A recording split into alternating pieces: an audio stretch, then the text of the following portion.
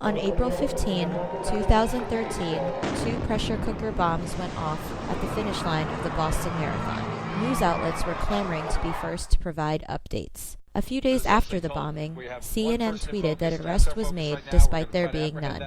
Confusion was on the website. How and why did this happen?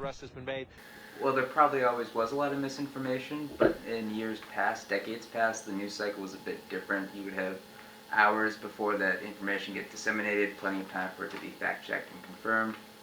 You know, if you're working back in the 40s or the 30s or the 20s, it's just newspaper or the radio. Those folks, before they go to print, have several hours to fact-check, go back with their sources, talk to news sources, new information will come ahead. Now, of course, it's instantaneous. Everybody just tweets it or just says it, in the case of John King, on air. Many people went to Twitter to get information.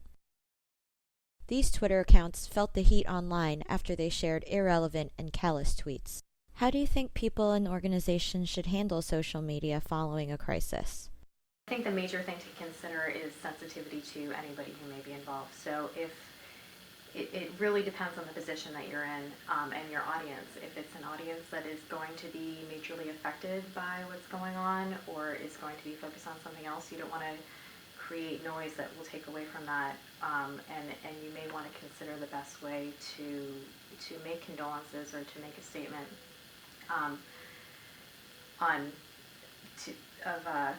of sympathy and to show empathy towards people.